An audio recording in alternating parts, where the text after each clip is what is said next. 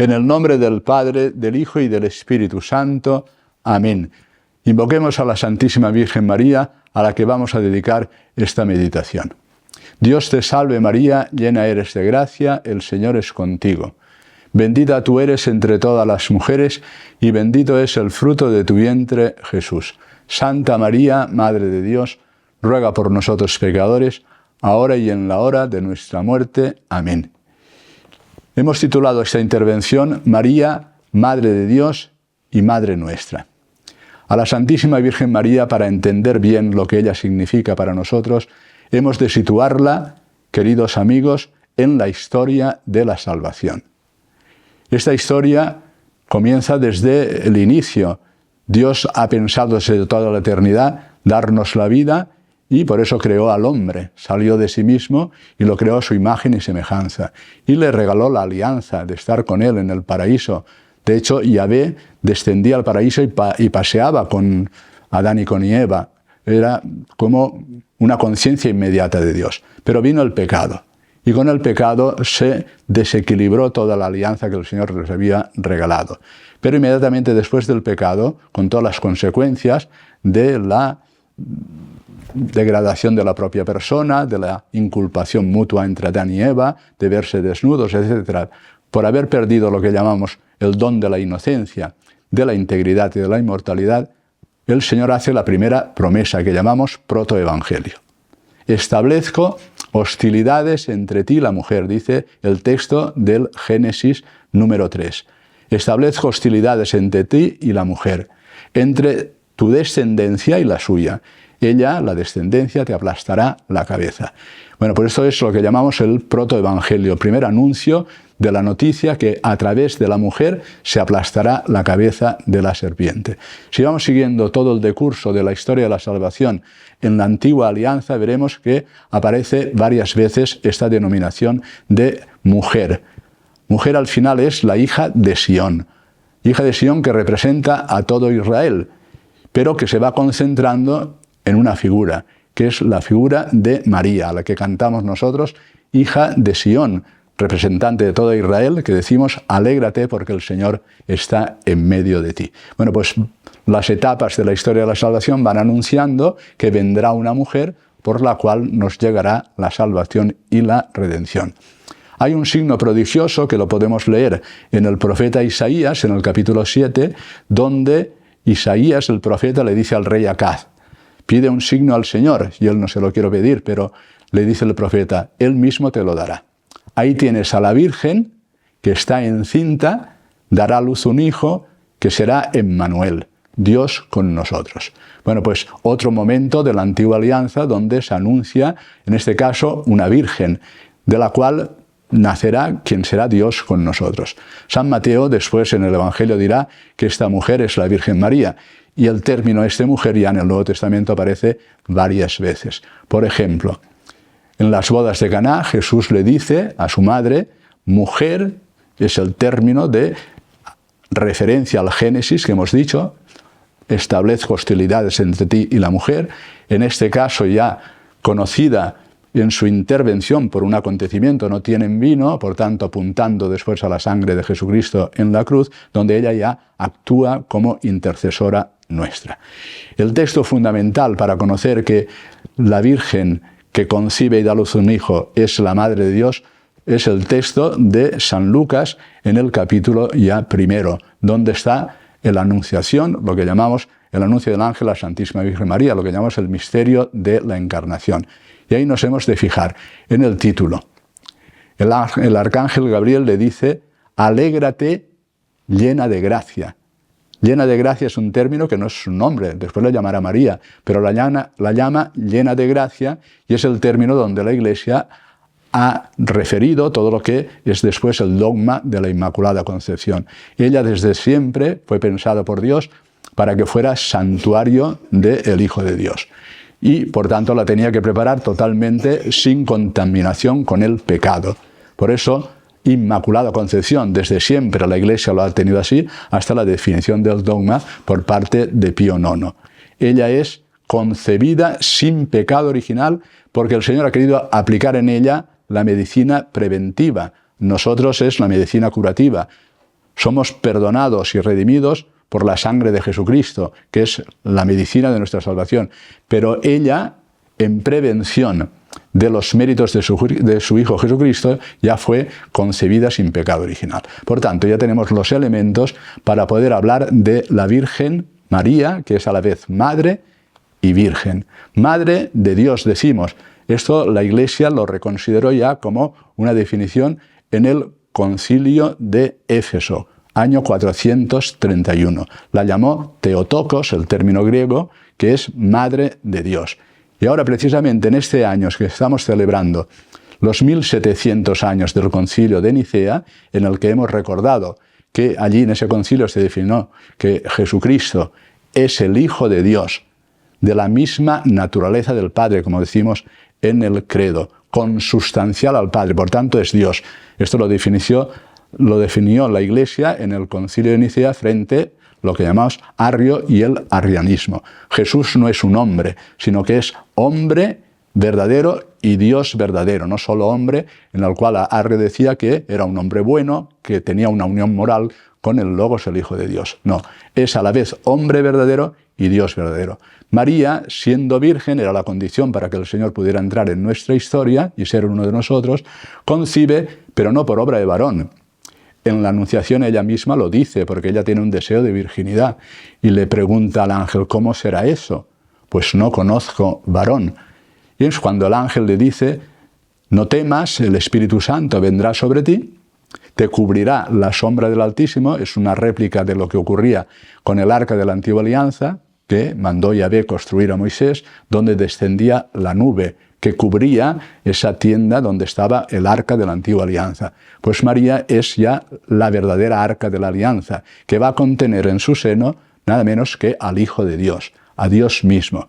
Y ella es madre en cuanto a la naturaleza humana. Hay una única persona, que es la persona del Verbo. Lo dice San Juan, en el principio existía el Verbo, en su prólogo del Evangelio. El Verbo estaba junto a Dios y el Verbo era Dios. Y en el versículo 14 del prólogo dice, y el Verbo se hizo carne. Por tanto, se hizo carne no por obra de varón, sino por obra del Espíritu Santo en el seno de la Santísima Virgen María. Y ella es Madre de Dios en cuanto a la naturaleza humana, no a la naturaleza divina, pero en la única persona del Verbo, que asume las dos naturalezas, la naturaleza divina y la naturaleza humana. Por eso, el Concilio de Éfeso pudo definir que verdaderamente, siendo una la persona, ella concibió al que es el Verbo, pero ya como hombre verdadero, participando a su vez por la unión hipostática de la naturaleza divina y de la naturaleza humana. Bueno, aquello en el Concilio de Éfeso fue una fiesta. 431 es el año. Allí estaba San Cirilo de Alejandría, que era quien presidía ese concilio, que a la vez era convocado por el emperador. Todo el pueblo estaba esperando y rezando lo que iba a definir este concilio. Y cuando ya se enteró el pueblo de que María podía ser llamada, como lo había llamado siempre la tradición, la Madre de Dios, hubo fiestas, alegría, cánticos, procesiones con luminarias, y de ahí nace la segunda parte del Ave María que acabamos de rezar. Santa María, ruega por nosotros, pecadores, ahora y en la hora de la muerte. Todo lo demás del Ave María son expresiones que están contenidas en el Evangelio de San Lucas. El anuncio del ángel, el saludo de su prima Santa Isabel, y nosotros rezamos Santa María desde entonces, 431. Es una buena ocasión para que nosotros renovemos la alegría de saber que el Señor, que ha sido verdaderamente espléndido y nos ha perdonado desde el principio, ha querido regalarse Él mismo una Madre purísima, santísima, concebida sin pecado original. Por eso la llamamos Madre de Dios y a la vez Virgen María. No podía, ser de otra manera, porque no podía ser por obra de varón, sino por obra misma del Altísimo. Y el hijo que va a nacer, le dice María, será llamado Hijo de Dios. Bueno, pues esta es, diríamos, la fundamentación bíblica, y que después toda la tradición ha ido siguiendo como en este título, Madre de Dios, del cual arrancan todos los títulos de la Virgen María. Ahora yo quisiera hacer una referencia al Catecismo de la Iglesia Católica, porque en ella hay una expresión referida a la Virgen María, en la catequesis que aquí está contenida en el Catecismo, que dice lo siguiente, y esto es muy importante. lo que la fe católica cree acerca de María se funda en lo que cree acerca de Cristo. Pero lo que enseña sobre María ilumina a su vez la fe en Cristo. ¿Qué creemos de Cristo? Creemos de Cristo que verdaderamente es el Hijo de Dios, mayúscula, es Dios, segunda persona de la Santísima Trinidad. Por tanto, lo que afirmamos desde el Concilio de Nicea como definición, pero desde toda la tradición en los símbolos de los apóstoles y contenido del Evangelio. Si decimos que es Dios, la Madre, en cuanto a la naturaleza humana, no puede ser menos que la Madre de Dios. ¿Por qué? Porque lo creemos de Cristo. Es importantísimo referir siempre toda la obra de la Virgen María a Jesucristo, pero a la vez lo que decimos de María ilumina todo lo que creemos respecto de Cristo, dice el Catecismo. ¿Qué es lo que decimos de la Virgen María? Pues que fue concebida como inmaculada, sin contaminación por el pecado. ¿Por qué? Porque el Señor no podía entrar en ningún santuario que estuviera ya contaminado por el pecado. Por eso de ella decimos que es concebida inmaculada, purísima, como lo solemos decir en español. ¿Qué decimos de ella más? Que fue virgen, porque si no, no podría ser el Hijo de Dios. Y por eso lo que decimos de la Virgen, en este caso virginidad perpetua, porque la afirmamos antes del parto, la afirmamos en el parto porque fue el signo prodigioso que Dios quiso dar a José y a María. El Señor nació sin romper la integridad de su madre, lo decimos en la liturgia, y por tanto, madre y virgen en el parto, y después del parto, que ya no se tuvo contacto con ninguna otra persona, sino que vivió desde la virtud de la castidad, lo que significa la virginidad perpetua. Miremos pues, si la llamamos perpetua en su virginidad, si la llamamos a ella inmaculada, es para esclarecer lo que creemos respecto de Cristo. ¿Y qué creemos de Cristo? Que es Dios verdadero y hombre verdadero. Ahora hemos de adelantar esta reflexión para afirmarla también como Madre Nuestra. ¿Por qué la podemos llamar Madre Nuestra? Ella es madre en cuanto a su condición de madre en el carácter físico de la naturaleza humana de Jesús y Madre Nuestra en el orden de la gracia. ¿Qué significa en el orden de la gracia? Así lo afirma toda la realidad del magisterio de la Iglesia, incluido el Concilio Vaticano II. Significa lo siguiente, que ella es madre del que es cabeza del cuerpo que es la Iglesia. A la Iglesia, refiriéndonos a la imagen paulina, la miramos como un cuerpo. Cristo es la cabeza y todos los bautizados formamos como miembros de este cuerpo que llamamos místico o sacramental. Si Él es la cabeza, nosotros estamos incorporados a ese cuerpo del cual formamos parte y eso es la Iglesia. Si ella es madre de la cabeza, es madre de todos los que están unidos a la cabeza. Por eso la llamamos también Madre Nuestra. Y es madre porque acompañó a su Hijo a lo largo de todo su camino. No solo lo cuidó, no solo la recibió como madre con asombro, sino que estuvo cooperando en la obra de nuestra salvación. Y cooperando hasta el momento de estar al pie de la cruz con otra María, con María Magdalena. Y ella está como madre sufriendo y uniéndose a los sufrimientos de su Hijo para la redención de nuestros pecados. Y por eso la llamamos cooperadora, mediadora, corredentora, para que todo lo que el Señor está ganando revierta sobre nosotros. Ella cooperó en la obra de la salvación.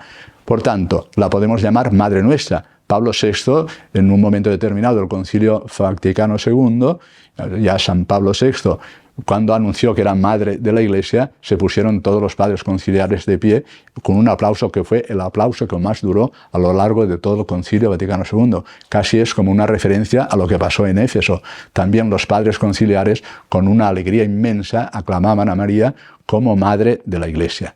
Más todavía, la Sagrada Escritura nos dice, siguiendo este tema de la mujer, recuerden que el mismo San Pablo en la carta a los Gálatas, en el capítulo 4, versículo 4, dice, llegada la plenitud del tiempo, Dios Padre envió su Hijo, mayúscula, nacido de una mujer, otra vez el término mujer, nacido bajo la ley. Por tanto, ya somos hijos, no somos esclavos, continúa diciendo San Pablo. Pero es San Juan, sobre todo, en el momento de la cruz, ya crucificado, cuando, refiriéndose a Juan el Evangelista y a María, tiene estas palabras, refiriéndose a Juan, que representa allí a la Iglesia naciente, por tanto es el segundo parto de la Iglesia. El primer parto fue sin dolor. El segundo es un parto asociándose al sufrimiento de su hijo. Le dice, ahí tienes a tu madre, refiriéndose a Juan el Evangelista. Pero Juan el Evangelista nos representaba a todos, porque era la iglesia naciente que nacía del costado abierto de Jesús, con el agua y con la sangre, que representa a la vez los sacramentos del bautismo y de la Eucaristía, y el torrente del Espíritu Santo que el Señor nos enviaba para que naciese la iglesia. María, tipo de la iglesia, con Juan el Evangelista, son ahora toda la iglesia unida en los dos, que nos representa a todos. Y a María le dice, ahí tienes a tu hijo. Por tanto, el Hijo, hombre verdadero, Dios verdadero, ahora va referido también a Juan el Evangelista. Y en Juan Evangelista a todos nosotros, porque Juan nos representaba a todos al pie de la cruz, con María, que constituyen la iglesia naciente, que nace con el torrente de lo que sale del costado abierto de Jesús, el Espíritu Santo, y con los sacramentos del bautismo y de la Eucaristía. Propiamente la podemos llamar Madre de la Iglesia, Madre nuestra. Pero añade el Evangelio. Y Juan la acogió como cosa propia. A veces la traducción dice la acogió en su casa. La traducción más fiel es la acogió como cosa propia. Es decir, que la acogió en su intimidad. Y ambos cumplieron la profecía, mirarán al que atravesaron. Y ahora, para nosotros, que somos hijos de la Iglesia, podemos llamarnos también hijos de María, como ella y como Juan el Evangelista, tenemos que estar continuamente mirando el costado abierto de Jesús, mirando al crucificado, mirando al que atravesaron, porque de ahí nace el corazón de Cristo, que unido al corazón inmaculado de María es el principio de nuestra salvación. No se puede ser cristiano sin ser hijo de María, porque María es tipo de la Iglesia, que ahora también virginalmente es la que engendra para nosotros el cuerpo y la sangre del Señor. Y ha resucitado, pero glorioso, presente en el único sacrificio que nos salva, que es la Eucaristía. Queridos amigos, la noticia más grande que se ha dado a lo largo de toda la historia humana es que Cristo ha muerto y ha resucitado por nosotros, que nosotros podemos participar de su triunfo por medio del bautismo y el resto de los sacramentos. Y eso es precisamente lo que representa y actualiza la Eucaristía. Unidos a María, celebramos el misterio de nuestra redención y evocamos ese momento en que María, al pie de la cruz, estuvo recibiendo con un parto doloroso el nacimiento de la Iglesia, que a lo largo de todos los tiempos, como Jesús, será perseguida, pero que lleva en sus entrañas el anuncio de la salvación, la resurrección de la carne y la vida eterna. Que María Santísima nos llene a todos de alegría, que la celebremos siempre como madre, madre en el orden de la gracia, madre espiritual. Ejerce esta maternidad desde ese momento, es el testamento de Jesús. Ahí tienes a tu madre, ahí tienes a tu hijo, pero también asunta en el cielo continúa intercediendo por nosotros. Y su maternidad espiritual intercede ante el Señor, sentado a la derecha del Padre, para que desde ella se derramen todas las gracias para nosotros. La respuesta, pues, para todos los grandes problemas que tiene nuestro mundo complejo, la respuesta para todos los matrimonios, para todas las familias, para todas las personas, cuando nos miramos en nuestra precariedad, cuando nos miramos en nuestra miseria, la respuesta siempre es María. Sin María no hay salvación. Sin la Santísima Virgen María no hubiera entrado el Señor en nuestra historia. Sin la encarnación, muerte, resurrección de Jesucristo, no hay salvación para nosotros. La gratitud del pueblo creyente respecto a María es inmensa y la manifestamos constantemente con el Ave María, con el rezo del Santo Rosario, con tantas invocaciones de la Santísima Virgen María, especialmente en España, con el rezo del Ángelus, con el tenerla siempre en nuestros labios, invocándola como Madre Santísima, que es la que nos ha traído la salvación. Bueno, queridos amigos, os doy la bendición y siempre, como mi lema episcopal dice, no te preocupes. Muestra que eres madre, díselo a la Virgen. Mi lema episcopal es ese, muestra que eres madre. Está tomado de un cántico antiguo, Ave Maristela, donde está esta expresión, monstra te esse matrem, muestra que eres madre. Personalmente os puedo decir que siempre que la he invocado, nunca ha dejado de asistirme, incluso en los momentos más difíciles de mi vida. Ruega por nosotros, Santa Madre de Dios, para que seamos dignos de alcanzar las promesas de nuestro Señor Jesucristo. Amén. El Señor esté con vosotros, y la bendición de Dios Todopoderoso, Padre, Hijo y Espíritu Santo, descienda sobre todos vosotros y os acompañe siempre.